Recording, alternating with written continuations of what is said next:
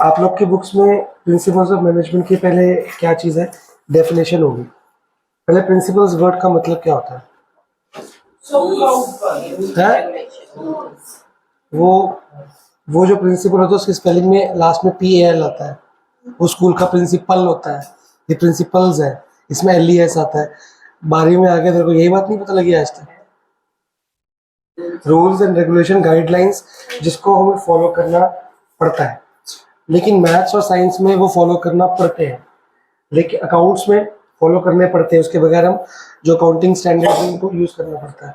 लेकिन मैनेजमेंट के अंदर हमें वो प्रिंसिपल्स एक एनलाइटन करते हैं, हमको एक रास्ता दिखाते हैं। वो हम रास्ता माने ना माने, देखे ना देखे, प्रिंसिपल को माइंड में रखे ना रखे, हमें आते हो ना आते हो उससे फर्क नहीं पड़ता। बट जिनको पता है ये प्रिंसिपल, ये आपकी लाइफ में बहुत काम आता है। लाइफ में आगे मैनेजमेंट में, कंपनीज में, आपकी अभी की लाइफ में बहुत काम आएंगे। अगर आप 14 प्रिंसिपल्स दिए हेनरी फ्योल ने, अगर ये प्रिंसिपल्स को अपनी लाइफ में लेके आ जाओगे ना, आपकी लाइफ सॉर्ट हो जाएगी। जैसे टाइम मैनेजमेंट की बात करें, ऐसे की लाइफ की बहुत चीज़ें मैनेजमेंट हो जाएगी। ठीक है, सबसे पहले मैनेजमेंट प्रिंसिपल्स की क्या दे रखी डेफिनेशन? डेफिनेशन पढ़ियो कुआ। गाइडलाइंस मतलब क्या? ब्रॉड मतलब बहुत ज्यादा डीप में है, और पूरा अंदर मीनिंग है, और जनरल मतलब ये हर जगह, जनरल मतलब परवेसिव, हर जगह यूज हो सकती है। गाइडलाइंस आगे यहाँ कह लिखा कि कॉर्पोरेट मैनेजमेंट मतलब ये आपकी लाइफ का एक साइकोलॉजिकल पार्ट है। ये अपनी लाइफ के अंदर भी एनलाइटनमेंट लेके आ सकते हो इससे। क्लियर हो गया? अच्छा, आगे क्या है? इसके बाद मार्क कुछ नहीं करना, इतना ही मार्क करना है। इसके बाद क्या दिया हुआ आपको?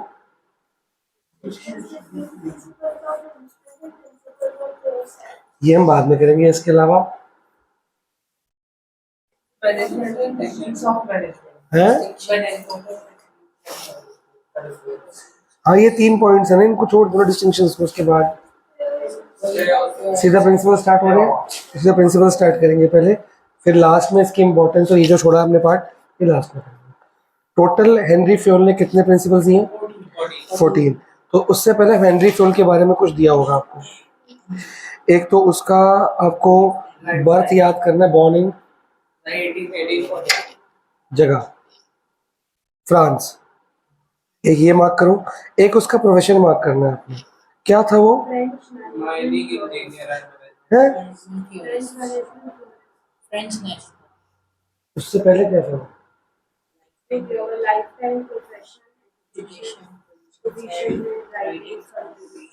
मैंने प्रोफेशन बोला। हाँ तो प्रोफेशन बोला, तुम क्या बोली जा रहे हो? प्रोफेशन तो ऊपर लिखा हुआ ना, अलग से हेडिंग। कहाँ लिखा है? तो बोल्ड करके कहाँ लिखा हुआ है? ऊपर से। वो एक माइनिंग इंजीनियर था। माइनिंग इंजीनियर क्या होता है? हैं? क्या कह रहे हैं? खोदने का काम को इंजीनियर करता है वो। उसके टूल्स, इक्विपमेंट, उसका मैप बनाना, सब कुछ, मतलब कि सारे लेबर्स के ऊपर इंजीनियर होता है। क्या हो सकता है क्या नहीं हो सकता। तो माइनिंग इंजीनियर ने साइंस ली होगी, कॉमर्स ली होगी? सोचने वाली बात है। कॉमर्स क्यों लेगा? इंजीनियरिंग कोई भी होगी, साइंस ही होती है भाई। आजकल सॉफ्टवेयर इंजीनियरिंग हो सकती है कॉमर्स से, BCA लेके, वो आजकल है, वो टाइम क्या था। तो माइनिंग इंजीनियर साइंस ले रखी थी। तो इसमें साइंस लेने, मुद्दा ये है कि साइंस का स्टूडेंट, साइंस का प्रैक्टिस करने वाला बंदा कॉमर्स के रूल्स बना रहा है, कैसे? नहीं, वो जब माइनिंग इंजीनियर था, इंजीनियरिंग करते करते वो लोगों को मैनेज भी करता था। फिर उसका काम बहुत अच्छा था, वो इजीली सब कुछ सॉर्ट आउट कर सकता था। छोटी मोटी लड़ाइयाँ, बड़ी लड़ाइयाँ, क्योस, और बड़े बड़े प्रॉब्लम्स को जल्दी सॉर्ट आउट करना, अपने काम में बहुत माहिर था। बाद में उसको मैनेजमेंट थ्योरिस्ट में आगे लिखा भी हुआ। फ्रेंच नेशनल एकेडमी के अंदर उसको क्या कर दिया? मैनेजमेंट थ्योरिस्ट, कि मैनेजमेंट की थ्योरी अच्छे से पढ़ा सकता है ये। तो ऐसा क्या हुआ, नीचे आपको पोजीशंस हेल्ड दिख रहा है, आपको सिर्फ प्रोफेशनल बर्थ मार्क करना है। पोजीशन हेल्ड खाली रीड करना है, रीड करो, इसके बारे में जानो थोड़ा सा। ये स्कूल नहीं कराता आपको, लेकिन हम एक बार कुछ चीज पढ़ रहे हैं तो उसके बैकअप तो पता ना क्या, कहाँ से हुआ ये, सिर्फ प्रोफेशन और उसका बर्थ प्लेस।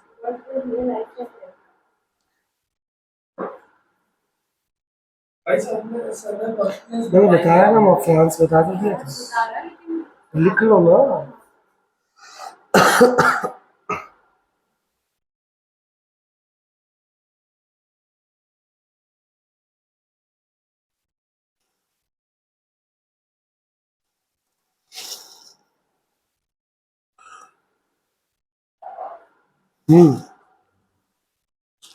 क्या समझ आया आपको? पोजीशन हेल्थ में इसकी स्टोरी लिखी है कुछ, इसके बारे में कुछ लिखा है?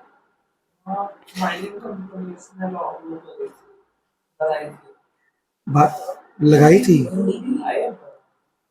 हाँ तो पहले खुद नौकरी करता था, फिर अपनी खुद की कंपनी खोली। फाउंडेड का मतलब ढूंढी नहीं होती। उसका आइडिया तो उसके पास आ गया ना। ढूंढी क्या होता है? बनाई एक ही बात कैसे है? ढूंढी का मतलब है कहीं पे पड़ी हुई है, तुम ढूंढ के ले आए, तुमने खुद बनाई, कैसे सेम हो गया? फिर तो मेड होना चाहिए ना, ये इनको लिखना नहीं आता। नहीं बेटा, बिजनेस में जो कंपनी स्टार्ट करते हैं उसको फाउंडर बोलते हैं। इसने बनाई है, फाउंडर को भी बनाया गया। आप सीधा इंग्लिश में क्यों जा रहे हो कि फाउंडेड? ढूंढी है, I am the founder of this company. पहले कोई और चला था, मैंने ढूंढ ली, जैसी मैंने ढूंढी मैं फाउंडर बन गया, उसको निकाल दिया मैंने। कहनी ढूंढी थी, इतने दावे ढूंढी थी वो, उसने ढूंढी नहीं थी, उसने बनाई थी। लेकिन पहले उसको देखा कि बैंकरप्ट। हाँ मेरी हर वीडियो में बेइज्जती होती है। लोग क्या समझेंगे मेरे बारे में? तेरा नाम थोड़ी है कि तू हार जा। कोई नहीं, मेरी फोटो बाहर लगी हुई है, वो लोग वहां देखते हैं। बाय द टाइम उसकी कंपनी एक टाइम पे क्या हुआ, बैंकरप्ट होगी। बैंकरप्ट समझते हो? बिल्कुल पैसे खत्म हो गए, फाइनेंस खत्म हो गया। By the time of retirement after 30 years, the company grew into a large coal steel company with strong financial position and a long record of profits and, मतलब 30 साल के उसने अपने कार्यभार में उस बैंकरप्ट कंपनी को प्रॉफिटेबल, अच्छा डिविडेंड बांटती हुई कंपनी और बहुत सारा प्रॉफिट और बहुत सारी स्ट्रॉन्ग फाइनेंशियल पोजीशन वाली कंपनी बना दिया। तो कोई तो उसमें टैलेंट होगा। फिर उसने टीचिंग जॉब ली साथ में, कॉलेज में प्रोफेसर बना वो, और उसने पढ़ाई, और इसने मैनेजमेंट थ्योरिस्ट बन के मैनेजमेंट की थ्योरी के ऊपर बुक्स लिखी। उस हमने इसकी पूरी लाइफ टाइम थ्योरी वगैरह नहीं पढ़नी, ये कॉलेज में आएंगी आपके पास। फिलहाल सिर्फ इस चैप्टर में ही फ्यूल का काम है, लेकिन जो फ्यूल का काम है वो आपको हर चैप्टर में दिखेगा आगे। अब इसने कुछ प्रिंसिपल्स दिए, ये प्रिंसिपल्स जो बनाए ये ऑब्जर्वेशन और एक्सपेरिमेंटेशन से बनाए, तुक्के से नहीं बनाए।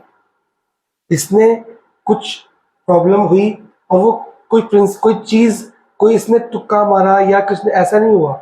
इसने कोई लॉजिक लगाया, कोई रूल लगाया, और वो प्रॉब्लम सॉल्व हो गई। फिर वो प्रॉब्लम दोबारा जब उत्पन्न हुई, इसने बार बार उसी मेथड से सॉल्व करी। इसने उस मेथड को किया, बार बार ये मेथड से ना ये प्रॉब्लम सॉर्ट हो रही है। उसने उस मेथड को प्रिंसिपल ऑफ मैनेजमेंट बता दिया कि अगर आप ये करोगे तो आपकी प्रॉब्लम्स होंगी नहीं, स्टार्टिंग मतलब प्रिवेंशन हो जाएगी, होगी नहीं, और अगर हो जाएगी तो ये लगाते सॉल्व हो जाएगी। तो ये तुक्केबाजी से सोच के नहीं बनाए। एक होता है ना सोच के लिटरेचर लिखी, एक होता है कि अप्लाई करके प्रैक्टिकली करने के बाद। फेयोल के और टेलर के टेक्निक्स और प्रिंसिपल्स में क्या फर्क है? ये जनरल प्रिंसिपल्स है, लाइफ के ऊपर भी काम होते हैं, और ये ज्यादातर एम्प्लॉयज के लिए, एम्प्लॉयज मतलब जो ऑफिस स्टाफ होता है। जो टेलर के प्रिंसिपल्स है वो सिर्फ और सिर्फ लेबर के लिए, जो फैक्ट्री स्टाफ होता है, और वो सिर्फ ऑर्गेनाइजेशन में काम आ सकते हैं, कंपनी में, और वो लाइफ में काम नहीं आ सकते। लेकिन ये जनरल गाइडलाइंस है, ये लाइफ के इनलाइनमेंट में कर सकती है, और ऑफिशियल वर्क में ज्यादा यूज होते हैं, लेबर वर्क में कम यूज होते हैं। ये पूरी पूरी कंपनी के लिए है, वो सिर्फ लोअर लेवल के लिए फैक्ट्री है। ठीक है, चैप्टर मजेदार है, अच्छा है, लेकिन आप ढंग से पढ़ना। पहला प्रिंसिपल क्या है? क्या बताया? सारे याद क्यों कर लिए हमने? ये सारे लिखने को नहीं आएंगे क्या? 14 प्रिंसिपल लिखने को आ सकते हैं लाइन वाइज? कोई भी हाँ ऐसा आएगा, 2 आते हैं। वो करने तो भी सारे पड़ेंगे। हैं? करने सारे। नहीं, लर्न तो सारे हो ही जाएंगे अपने आप। हर चैप्टर में इसके बारे में बात करूंगा मैं। 1 मिनट। तो आपको ना सारे हेडिंग्स लर्न करनी है, अंदर का मैटर मैं समझा रहा हूँ। इतने एग्जाम्पल मैं दूंगा और मैं पूछूंगा, आपको ऑलमोस्ट याद हो जाएगी। ठीक है, और इसका टेस्ट होगा, आपको आते होंगे। इसके टेस्ट के बाद आप फर्स्ट सेकंड चैप्टर में दोबारा लाइफ में ध्यान से पढ़ोगे भी नहीं, क्योंकि बुक के सबसे इजी चैप्टर्स हैं, जल्दी याद होने वाले हैं। पढ़ने तो पढ़ेंगे पर डीपली पढ़ने की जरूरत नहीं पड़ेगी कि पहले टेस्ट में इनसे पढ़ना है। ठीक है, अब 14 प्रिंसिपल्स हैं, ये लाइन वाइज याद करने की जरूरत नहीं, ये ऊपर नीचे भी कर सकते हैं। हर प्रिंसिपल एक दूसरे से अलग है।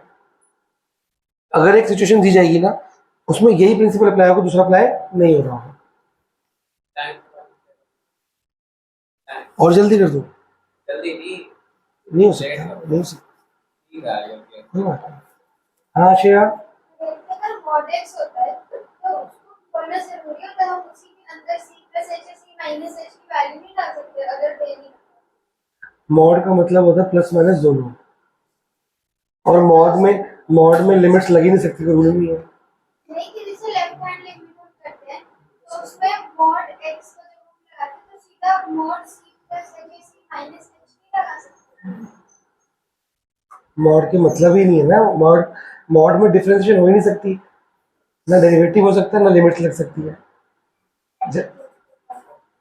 क्या मॉड एक्स का डेरिवेटिव बताइए मेरे को, क्या है? डेरिवेटिव नहीं है, कंटिन्यूटी वाले क्वेश्चंस होते हैं ना जिसमें लिखा होता है x < 3 होता है। बेटा वो उसमें कराया होगा जिसमें डिनोमिनेटर नहीं होगा। नहीं था रूट भाई वाला मॉड x अपॉन x वाला तो था।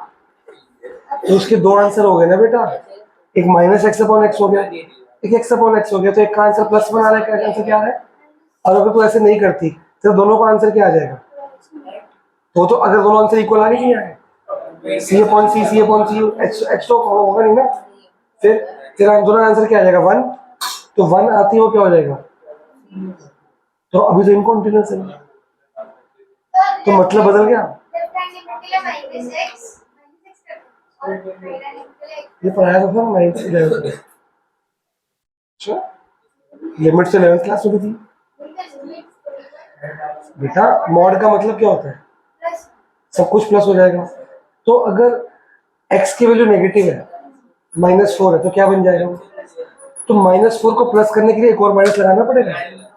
तो लेफ्ट हैंड लिमिट में -x क्यों लेते हैं? क्योंकि x लेफ्ट हैंड का मतलब क्या? x नेगेटिव है पॉजिटिव है? नेगेटिव है तो उसमें और माइनस लगा देते कि पॉजिटिव बन जाए। तो ये रूल है भाई, उसको पॉजिटिव बनाने के लिए हमें करना पड़ेगा। चलो, पहला प्रिंसिपल है जी, अमन बताएगा। एंड चलो, डिवीजन ऑफ वर्क का मतलब क्या है? वो कह रहा है कि पूरे आपको जो काम दिया गया है, आप सारा काम एक साथ नहीं कर सकते हो। आप अपने काम को हर एक को अलग अलग टारगेट्स दिए होंगे, मतलब ऑटोमेटिकली एक टारगेट होगा, लेकिन काम अलग अलग होंगे, सबके टास्क अलग अलग होंगे। तो वो टास्क को आप एक साथ अचीव कर लोगे, गोल की हो जाएगा? नहीं ना। तो आपको क्या करना है, अपने काम को छोटे छोटे पार्ट्स में क्या कर देना है, बांट देना है। जब इस छोटे छोटे पार्ट में बांट दोगे, एक अचीव हुआ साइड, दूसरा अचीव हुआ, करते करते ओरिजिनल टास्क अचीव हो जाएगा। इससे फायदा क्या है? इससे आप एक ही काम बार बार करते हो, छोटे छोटे टास्क में वो बार बार कर रहे हो, बार बार कर रहे हो, बार बार कर रहे हो, आप रोज वही काम कर रहे हो, आप उस चीज में क्या हो जाओगे? स्पेशलाइज हो जाओगे। हम पूरे चैप्टर एक साथ मैं आपको पूरे चैप्टर 1 घंटे पढ़ा सकता हूँ, और हम कैसे पढ़ते हैं? पार्ट्स में, क्योंकि एक टॉपिक जो टॉपिक से अलग होगा उसको साइड कर देंगे। ऐसे ही होता है ना, कई बार बच्चों ने बोला कि सर ये जल्दी करा दो, मैं तब भी नहीं कराता, क्योंकि टास्क में बांटने से एक पक्का होगा, फिर दूसरा पक्का होगा, हम हर पार्ट में क्या अचीव कर लेंगे? स्पेशलाइजेशन। जब आप एक काम रोज करते हो, पहली बार करते हो ना, बड़ी दिक्कत होती है, सेकंड बार थोड़ी कम दिक्कत होगी, चौथी पांचवी बार में आपकी रूटीन बन जाती है, आप करते रहो करते रहो करते रहोगे। जब आप प्रोजेक्ट फाइल बनाते हो, आपका हाथ सेट नहीं होता। हेलो, हाँ, आपका हाथ सेट नहीं होता, लेकिन आप 2-3 पेज 4 पेज के बाद आपकी राइटिंग भी सेट हो जाती है, कलर भी सेट हो जाता है ना। वो कैसे होता है? करते करते करते करते क्या आप पूरी प्रैक्टिकल एक साथ इकट्ठी बना लेते हो? एक साथ बनाते हो नहीं ना, आप टुकड़ों में बनाते हो। एक मिनट में आ रहा हूँ। चलो, जब आप एक ही काम 6-6 बार 7-7 बार रोज करोगे, तो क्या होगा आपके साथ? क्या अचीव करोगे? नहीं, गोल से पहले स्पेशलाइजेशन। जब भी डिवीजन ऑफ वर्क आएगा तो आपको क्या बोलना है? इसको छोड़ो, तुम पढ़ाई करो। जब भी डिवीजन, ओए इधर, जब भी डिवीजन ऑफ वर्क आएगा तो आपको उसके साथ एक वर्ड अटैच करना है हमेशा। उसके आंसर में क्या लिखना है? स्पेशलाइजेशन। आपको याद होगा आज जब आप 10th में आए थे तो प्री बोर्ड के अंदर कुछ प्रॉब्लम्स आ रही थी, आपसे तैयारी नहीं हो पा रही थी। मैं ये करूँ, एसएसटी की भी, एसएसटी छोड़ती तो मैथ्स नहीं होती, मैथ्स होती। फिर मैंने आपको कहा था कि तो रोज के रोज मुझसे काम लेके जाया कर, तो सिर्फ पर डे का काम ले मेरे से। तू आगे का फ्यूचर मतलब कि 10 दिन बाद मेरे पेपर में क्या करना है, तो आज का काम बोल, मैं तो आज का काम दूंगा, उतना अचीव कर फिर कर। तो मतलब मैंने तेरा क्या अप्लाई किया था उससे? Division of work. मैंने तेरा काम तू डिवाइड नहीं कर पा रही थी, तो तू हार चुकी थी दिसंबर एंड में, जब मैम का भी क्योस हो गया, मेरे साथ भी क्योस हो गया। तो अब पेपर आने वाले थे, प्री बोर्ड चल रहे थे, इसकी प्रॉब्लम बहुत ज़्यादा हो गई थी, सिलेबस इतना इनकम्प्लीट और सारा खराब हो गया। तो हमने क्या किया, इसको पर डे का काम दिया। मैं कहा आज सिर्फ इतना करके आ, आज सिर्फ कितना करके आ। ये रोज मेरी बात मानती रही, ये इसके काम को मैंने डिवाइड कर दिया पूरे छोटे पास में। और तो आप अपनी लाइफ में ये डिवीजन ऑफ वर्क अप्लाई करते हो क्या? आपके स्कूल में अगर पेपर में 3 छुट्टियां हैं, आप फर्स्ट डे में खत्म करते हो, आप 2 दिन या 2.5 दिन में डिवाइड करते हो, फिर आप रिवाइजिंग का टाइम रखते हो और ऐसे ही पढ़ते हो। जब मैं आपको टाइम टेबल कैसे देता हूँ, पार्ट्स में देता हूँ ना, तो डिवीजन ऑफ पार्ट आपकी लाइफ का एक बहुत इंपॉर्टेंट हिस्सा है। और ये अचीव करता है क्या चीज़? स्पेशलाइजेशन। फटाफट से पढ़ो, कोई लाइन कोई वर्ड तंग कर तो बताओ, उसको पढ़ो, उसको इम्पोर्टेंट है। पेपर कब से है? अरे सबके 6 में से है मेरे गार्ड। लेकिन आप उनके जुलाई में फिर ये बात बोली क्यों? जुलाई में बात मुद्दा ये है, पढ़ो, कोई फायदा नहीं, चलो पढ़ो। अरे इनके गैप हो गया, डाउट है, मैं उससे डाउट है मेरा। मई में पेपर है। अरे गैप होता है ना, 2 पेपर पे हफ्ते बाद होगा ना। एक पेपर मई में है, उसका छुट्टियां मिल जाएगी, तो जुलाई में। बड़े पागल स्कूल वाले मैं कहीं स्कूल में उनके हफ्ते होते हैं, तो 2 इस पेपर से पहले ले लेंगे, 3 एग्जाम के बाद। एक बॉस को इंटरेक्शन महीने के बाद पेपर। मेरे 10th के बच्चों के भी है, तो इंग्लिश और उसका पता नहीं किसका पहले, मैथ साइंस का जुलाई में है। उनका स्कूल अभी थे ना, नहीं हो रहा। ये होते नहीं मेरा के बच्चे। दिखाओ कैमरा में, कोई जॉइन ना करे। आप पढ़ो फटाफट से, जल्दी जल्दी पढ़ो, जल्दी। वो खुश रहते हैं, तू अपना काम कर। अरे मेरे को टाइम नहीं है, 7 प्रिंसिपल करने खत्म आज मेरे को आराम में। 7 फालतू टाइम में वेस्ट करना। इंटेंट क्या होता है? क्या लिखा है? इंटेंट के 3 मतलब होते हैं कि कितना डिवाइड करना है आपने। परसेंटेज, अमाउंट,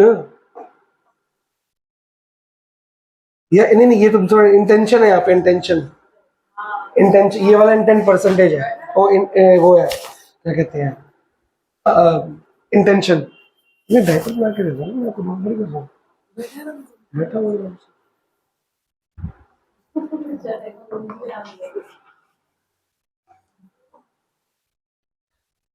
कि ये डिवाइड करने का इंटेंशन था क्या? स्पेशलाइजेशन और टाइम पे अचीव और सारा क्योस से बचाना, ओवरलैपिंग, डुप्लीकेशन सबसे बचाना। कुछ ना बीएसटी के वर्ड्स है, ओवरलैपिंग, डुप्लीकेशन, ऑप्टिमम यूटिलाइजेशन। ये हर चैप्टर में, हर आंसर में डाल सकते हो तुम, ज्यादा डाल सकते हो, फर्क नहीं पड़ता। एफिशिएंसी, ह्यूमन एफर्ट, तो आपका काम डबल नहीं होगा, टाइम पे खत्म होगा। आपको पता है, आपके माइंड में क्लैरिटी है, आज मैंने इतना काम करना है, तो आप उतना मेहनत करके भी ना टास्क अचीव करके घर जाओगे नहीं, अरे मैं घर नहीं आ रहा, मेरा आज का काम खत्म नहीं हुआ, है ना। तो आपको पता है कि आज इतना करना तो करना है जी, इससे मेरे को नेक्स्ट डे का बर्डन नहीं पड़ेगा, वरना कल तक बर्डन बढ़ जाएगा मेरा। सिंपल सी बात है, ठीक है जी। सेकंड प्रिंसिपल, कोई डाउट है इसमें? सेकंड प्रिंसिपल क्या है? अथॉरिटी का मतलब और रिस्पॉन्सिबिलिटी का मतलब? अथॉरिटी पावर, किस बात की पावर? डिसीजन लेने की और काम देने की। रिस्पॉन्सिबिलिटी जो काम दिया गया उसको टाइम पे करने की। तो there should be a clear cut balance और understanding between authority and responsibility, कि कौन किसके पास अथॉरिटी है काम बांटने की, ऑर्डर्स कौन देगा और फॉलो कौन करेगा, वो काम पूरा करने की रिस्पॉन्सिबिलिटी किसकी है। और जब आप अथॉरिटी दे रहे हो तो उसके जब रिस्पॉन्सिबिलिटी दे रहे हो किसी बंदे को काम करने की, तो उसको साथ में थोड़ी सी अथॉरिटी भी देनी चाहिए। अगर एक बंदे को ज़्यादा अथॉरिटी मिल गई तो उसका क्या कर लेगा वो। तो आप एक बंदे को अथॉरिटी दो, साथ में उसकी रिस्पॉन्सिबिलिटी पैदा करो कि भैया तेरे को हम पावर दे रहे हैं, तेरी रिस्पॉन्सिबिलिटी है कि तो काम टाइम पे करेगा, इसका मिसयूज नहीं करेगा। और अगर एक बंदे को रिस्पॉन्सिबिलिटी दोगे तो काम करके दिखा, तो काम कर ही नहीं पाएगा जब तक कुछ पावर ना हो उसको। मैंने लेबर को काम, मैंने फोरमैन को काम दिया कि ये एक 15 दिन में ये ऑर्डर कंप्लीट चाहिए। लेबर कहती है कभी कभी आप छुट्टी पे होते हो, आप और मीटिंग्स में होते हो, एकदम रॉ मटेरियल खत्म हो जाए तो मैं आपको फोन करता हूँ, काम स्लो हो जाता है, तो मेरे को कुछ पावर दो कि मैं उस टाइम के लिए रिजर्व रॉ मटेरियल परचेज कर सकूँ। तो मैंने उसको लिमिटेड अथॉरिटी दी कि तुमको काम कंप्लीट करने के लिए रॉ मटेरियल चाहिए, अगर मैं बिजी तो इतना खरीद लियो, फिर मैं आऊँगा मैं और खरीद दूंगा। तो मैंने रिस्पॉन्सिबिलिटी दी और अथॉरिटी भी साथ में दी। फिर मेरे को मेरे टॉप लेवल ने अथॉरिटी दी कि तुमने ये काम करवाना है, ठीक है। अब मैं उस अथॉरिटी का मिस यूज कर सकता हूँ कि मैं काम करवाई जा रहा हूँ, खुद के काम नहीं कर रहा। मैंने आगे पास कर दिया, खुद मैं वेला बैठा हूँ, तो मैंने इसका क्या करा, मिस यूज। मेरा काम था कि मैं साथ में इन्वॉल्व हूँ, रोज के उस कंट्रोलिंग करूँ, क्वालिटी चेक करूँ, क्वांटिटी चेक करूँ, रोज उसमें इंडल्ज होके देखो काम टाइम पे हो रहा है कि नहीं हो रहा है। मैं काम देके अपने घर चला गया, तो मैं 15 डेज ऑफिस आया, मैं चेक किया काम ही नहीं हुआ। तो गलती मेरी हुई ना कि मेरे को अथॉरिटी मिली, मेरे को लगा मैं तो बॉस हूँ, मैंने तो आगे दे दी। तो अथॉरिटी के साथ मेरी रिस्पॉन्सिबिलिटी थी कि मैं रोज रोज काम में चेक करूँ, और जिसको मैंने काम दिया वो तो रिस्पॉन्सिबल है, उसको अथॉरिटी भी देनी पड़ती है। तो जहाँ अथॉरिटी और रिस्पॉन्सिबिलिटी साथ में चाहिए, रिस्पॉन्सिबिलिटी अथॉरिटी साथ में चाहिए, there should be a clear cut relationship and clear cut balance. और ये कौन किसको ऑर्डर देगा, कितनी अथॉरिटी कितनी जरूरत नहीं है, ये पहले से पता होना चाहिए। इससे कंपनी में क्योस नहीं होता, क्योंकि दोनों के बगैर काम नहीं चल सकता। ओवर रिस्पॉन्सिबिलिटी से भी आप प्रेशराइज हो जाओगे, ओवर अथॉरिटी से आप मिसयूज कर दोगे उस चीज को। सिंपल सी बात है। पढ़ो। हम्म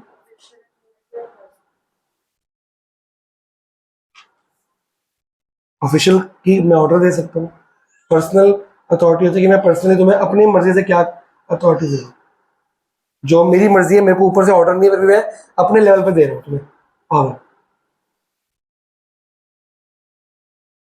और रिस्पॉन्सिबिलिटी लाइबिलिटी होती है कि काम करना ही करना है। फॉर्मल का मतलब अथॉरिटी पावर होती है, अथॉरिटी फॉर्मल होती है कि काम से रिलेटेड काम देना, काम से रिलेटेड कोई भी बात होती है, टास्क होता है, टारगेट होता है, फॉर्मल। इनफॉर्मल होती है कि हम कंपनी के अंदर ही है, पर मैं आपको काम से रिलेटेड बात नहीं ऑर्डर दे रहा हूँ कि अलग से ऑर्डर दे रहा हूँ, वो भी आपको पूरा करना पड़ेगा। जैसे मैंने बोला जा यार ढाबे से रोटी ले आ मेरे लिए, मेरे घर से डब्बा ले आ मेरा, इसका कोई कंपनी से लिंक है, मैं ये भी काम दे सकता हूँ क्योंकि मैं तुम्हारा बॉस हूँ। सिंपल सी बात है। तो इनफॉर्मल अथॉरिटी होगी कि आपस में बैलेंस करना चाहिए, कमेंसुरेट। ये जो कमेंसुरेट वर्ड है ये क्वेश्चन के अंदर आता है, अथॉरिटी एंड रिस्पॉन्सिबिलिटी से कमेंसुरेट कि आपस में बराबर होनी चाहिए। ये कोई भी एक ज्यादा हो जाएगी ना तो वो दूसरे को ओवरलैप कर जाएगी और कंपनी नुकसान हो जाएगी। तो कमेंसुरेट का नहीं, कमेंसुरेट ही लिखना, बैलेंस। क्वेश्चन में कमेंसुरेट आएगा ना भाई, सिनोनिम बैलेंस।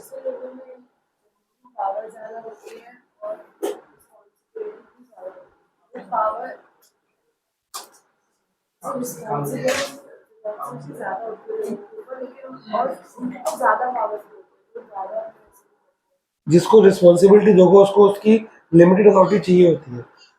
या अगर मैं तुम्हें रिस्पॉन्सिबिलिटी दे रहा हूँ, अथॉरिटी तो मेरे पास है रिस्पॉन्सिबिलिटी की, तो मैं ओवर आपको रिस्पॉन्सिबिलिटी नहीं दे दूँ, मैं अपनी अथॉरिटी का मिस यूज ना कर जाऊँ, दोनों को साथ लेके चलूँ। मैं अपनी अथॉरिटी का मिस यूज ना करूँ, आप अपनी रिस्पॉन्सिबिलिटी को टाइम पे निभाओ, आप उसका मिस यूज मत करो, तो कमेंसरेट होगी, दोनों मिलके चलेंगे ना आपस में, अभी काम करने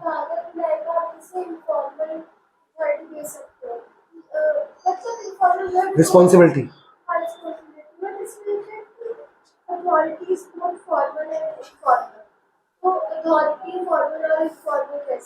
बता तो रहा हूँ, अथॉरिटी बॉस के पास होती है कि सुपीरियर के पास कि सबॉर्डिनेट के पास? सुपीरियर के पास। वो आपसे सुपीरियर को बॉस बोलते हैं, तो वो आपसे फॉर्मल काम तो करवाएगा ही, वो तो बॉस है। वो आपसे इनफॉर्मल काम भी कर सकता है जो कंपनी के लिंक में नहीं है, बाहर का कुछ भी काम करवा देगा, पर्सनल अपना काम। तो वो उसकी पावर काम करवाने की आपको रिस्पॉन्सिबिलिटी देगा ना, तो उसकी पावर तभी तो काम करवा रहे हैं आपसे वो। उनको रिस्पॉन्सिबिलिटी रिस्पॉन्सिबिलिटी होती है ना, पावर तो उसके वो आपसे काम करने की अथॉरिटी रखता है कि नहीं, वो अथॉरिटी की बात। क्या वो आपकी रिस्पॉन्सिबिलिटी है काम करना, वो आपकी मजबूरी है काम करना। रिस्पॉन्सिबिलिटी वो है कि जिसके लिए आपको नौकरी की सैलरी मिलती है, वो रोज काम करना पड़ता है, कंपनी वेले बैठने नहीं आए हो, वो तो काम की तनख्वाह मिलती है। क्या इस काम की तनख्वाह मिलेगी आपको? ये एक्स्ट्रा वेला काम करवा रहा है आपसे, ये आपकी रिस्पॉन्सिबिलिटी नहीं है। रिस्पॉन्सिबिलिटी है कि हाँ यार मेरे को तो करना ही पड़ेगा इसी काम के लिए, ये रिस्पॉन्सिबिलिटी नहीं है, मजबूरी बन जाती है। फॉर्मल अथॉरिटी हमारी रिस्पॉन्सिबिलिटी क्रिएट करती है, बट इनफॉर्मल हमारी नहीं करती, पर उनको करना पड़ता है, द मैंडेटरी नहीं है, उनको करना पड़ता है क्योंकि हमारे सुपीरियर कह रहे हैं, चेन ऑफ कमांड। हमारी होता है ना रिस्पॉन्सिबिलिटी।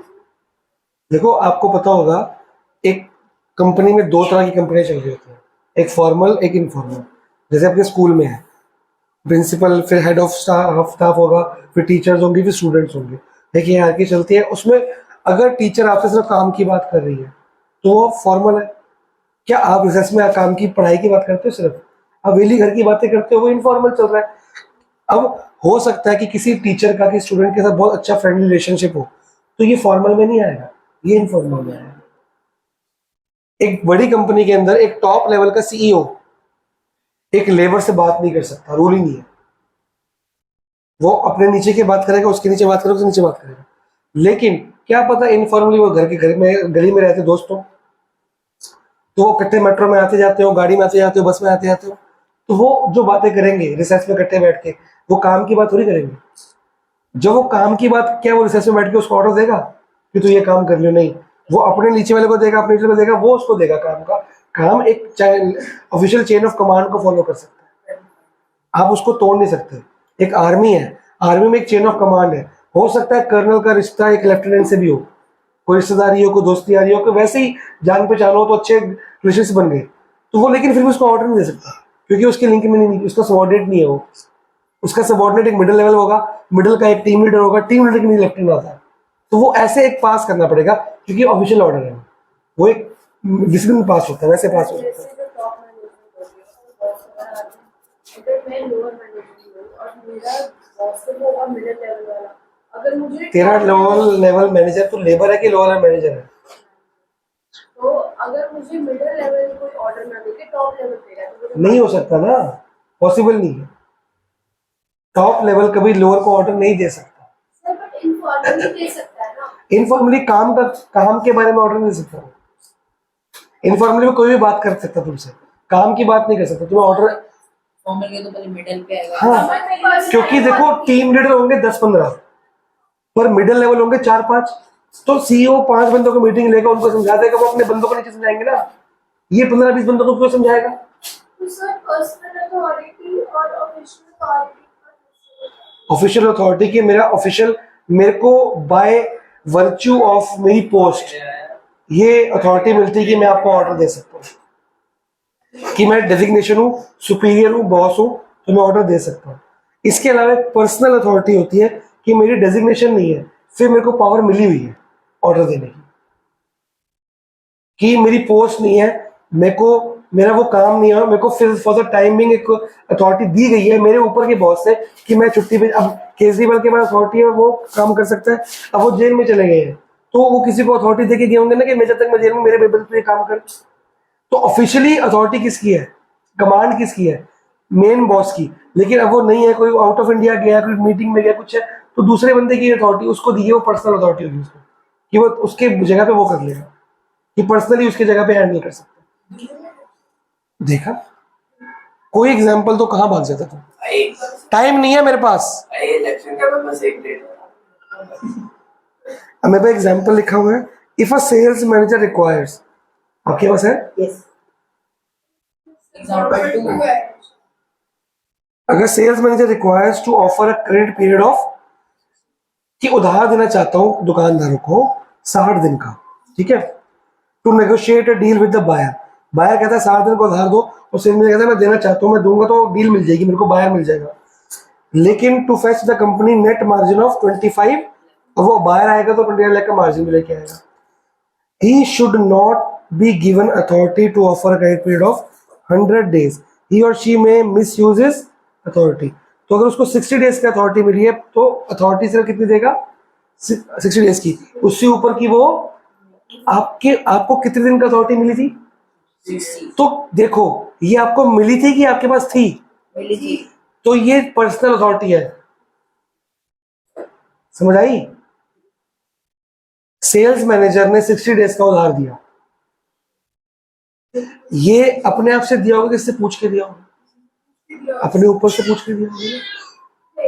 तो सेल्स मैनेजर के पास होगी ना authority, वो दे सकता अगर सेल्स एग्जीक्यूटिव की बात आ गई तो है, उससे बड़ा होता है। छोटा होता है। हाँ, तो फिर वो पूछ के तो मैं सेल्स एग्जीक्यूटिव की बात करता हूँ एग्जांपल देने के लिए। दुकानदार के पास कौन जाएगा? सेल्स मैनेजर के सेल्स एग्जीक्यूटिव, ठीक है। मैनेजर ने एग्जीक्यूटिव को 60 दिन की अथॉरिटी दी कि तू आगे 60 दिन से ऊपर का उधार मत दिया कर, ठीक है। अब एक दुकानदार 100 दिन का उधार मांग रहा है, क्या वो दे सकता है? क्योंकि उसके अथॉरिटी कितनी देने की, तो उसकी रिस्पॉन्सिबिलिटी कितनी की उसका मिसयूज ना करके 100 दिन का उधार ना दे। उसको अथॉरिटी कितने की मिली है, तो उसकी रिस्पॉन्सिबिलिटी की इसका मिसयूज ना करे और 100 दिन का उधार ना दे दे। तो वो 60 दिन की अथॉरिटी का 100 दिन का उधार दिया है, तो उसने अपनी अथॉरिटी का क्या करा, मिसयूज। तो उसकी रिस्पॉन्सिबिलिटी थी कि अथॉरिटी जो दी गई उसका मिसयूज ना करे। तो रिस्पॉन्सिबिलिटी क्या होती है, अथॉरिटी को ढंग से निभाओ। अब ये अथॉरिटी गारगी उसके पास थी कि उसको मिली थी एग्जीक्यूटिव को? authority बस थी। 60 दिन का ऑर्डर देने की उसके पास थी कि उसको मिली थी किसी मिली से? थी। तो ये उसकी पर्सनल अथॉरिटी है ये तो ऑफिशियल कि पर्सनली उसको मिली है काम करने के लिए। ऑफिशियल अथॉरिटी थी उसके पास, सेल्स मैनेजर के पास, कि उसने बनाई कि 60 दिन की ड्यूटी है। कमांड किसने दी थी? जो उसने 60 दिन का ऑर्डर जितना था उसके पास अथॉरिटी, वो तो किसके पास था? एग्जीक्यूटिव हाँ जी, आजो आजो। के पास जो 60 दिन का था वो था नहीं ना, official हुआ ना, उसको तब मिला सेल्स था। मैनेजर ने दी थी। दिया था। और किसने दिया था? मैनेजर ने तो किसके पास अथॉरिटी थी देने की? तो मैनेजर था ना ऑफिशियल अथॉरिटी का ऑर्डर। अच्छा इसको तो मिली है ना, तो ये तो पर्सनली उसको हैंडल कर रहा है। सुन, 2 सेल्स एक्टिविटी है, तेरे को मिली, तेरे को मैंने नहीं दी। तेरे को बोला तो एक दिन को उधार भी नहीं देगी तू, क्योंकि तू पैसे निकाल नहीं पाएगी, तू दे दी 60 दिन का। तो पर्सनली तेरे को अथॉरिटी दी है मैंने, इसको नहीं दी। पर्सनल अथॉरिटी आएगी तेरे पास, तो तुम आपस में बात करो। ऑफिशियल होती है नहीं दी किसने है? जो सबको देता है। मैंने दी है ना, तो मेरी पावर किसके पास देने की?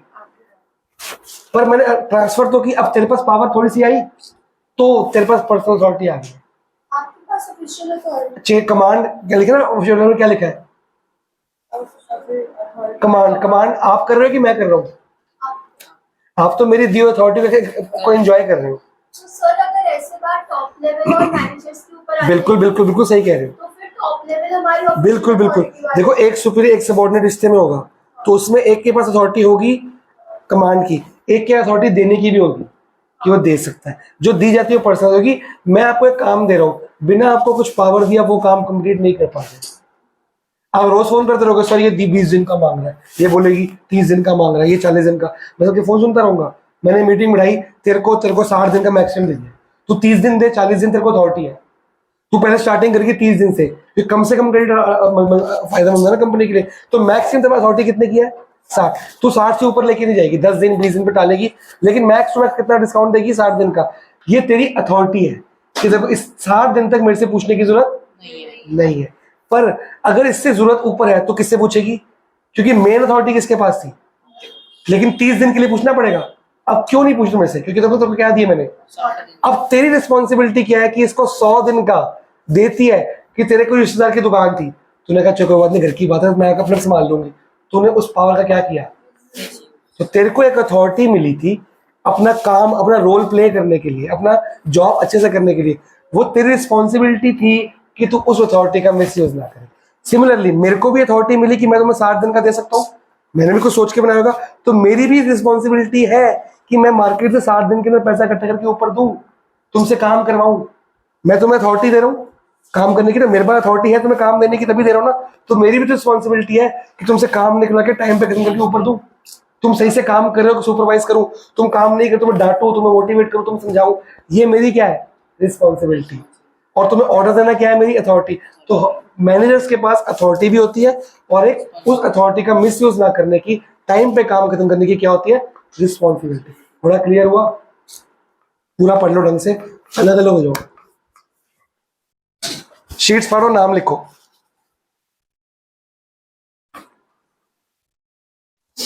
obedience क्या होता है? ओबे करना, मानना। ये हम पास कर दो पीछे दोनों। शीट्स डबल शीट फाड़ लो, डबल 3 पेज, एंड उसमें नाम लिखो। जल्दी पढ़ो, एक अभी और करेंगे। टारगेट देखो 7 का था, कितने हो गए? 3 हो जाएंगे आज।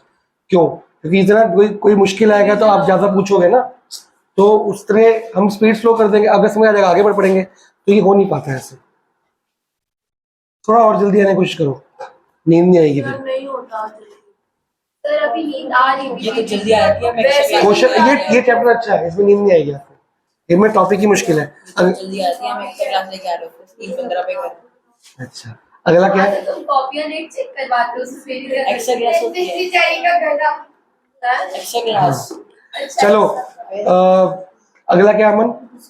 डिसिप्लिन का मतलब क्या है मनप्रीत? नॉर्मल लाइफ में चुप रहना। डिसिप्लिन का मतलब चुप रहना नहीं है। आराम से काम करना, नहीं, किसी का काम नहीं। कायदे तुम्हें ये क्यों लगता है कि डिसिप्लिन का मतलब साइलेंस होता है?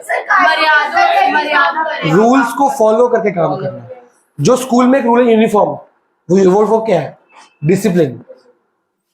अगर तुम नहीं करते तो डिफॉल्टर हो जाते हो डिसिप्लिन के। ठीक है, टाइम पे फी पे कर दो स्कूल में तुम, वरना उसके बाद क्या लगता है? अगर फी पे टाइम पे नहीं की स्कूल में तो क्या लगता है? फाइन लगता है ना। वो क्या है? डिसिप्लिन। तो जहां तुम जिस कंपनी में तुम काम करते हो, उसके कोड ऑफ कंडक्ट, उसके गाइडलाइंस, रूल्स को फॉलो करना क्या है? डिसिप्लिन। तो डिसिप्लिन को मेंटेन करना भी एक मैनेजमेंट का क्या है? प्रिंसिपल। अगर एक कंपनी में डिसिप्लिन होगा तो उसका फायदा क्या है?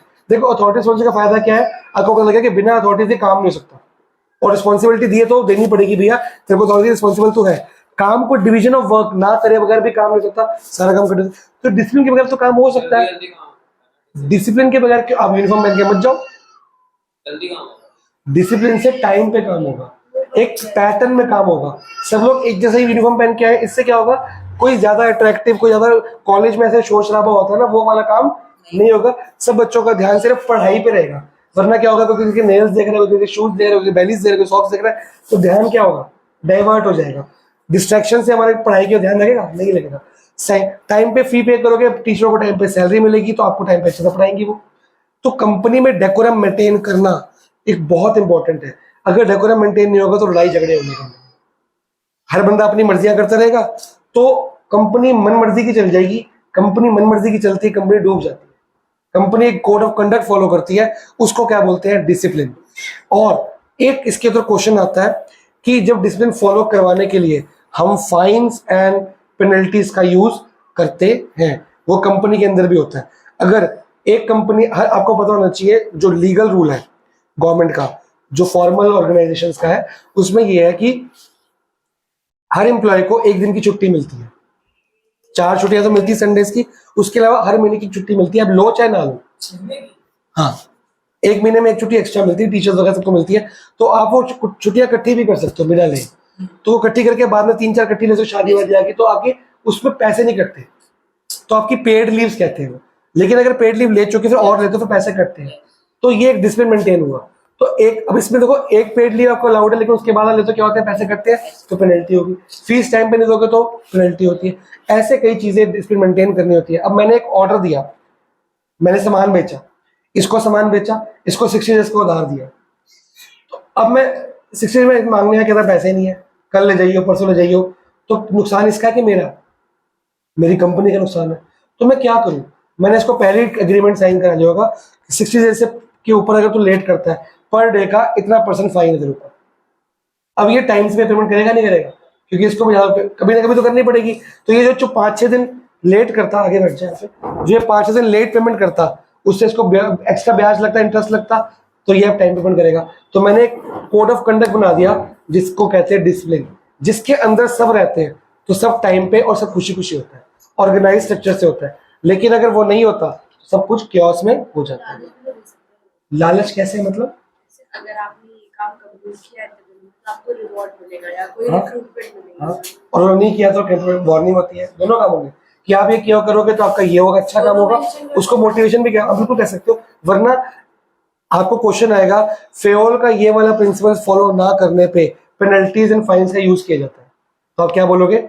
एक वर्ड जिसमें 1 मार्क्स। मेरे टेस्ट में हाफ मार्क्स होता है लेकिन बोर्ड्स में 1 मार्क्स होता है। And so cruel. शीट्स पढ़ो, कौन कौन है टेस्ट देने अभी? तुमको मिल गया ना? इसको वीडियो बंद कर दे भाई। अमन आएगा।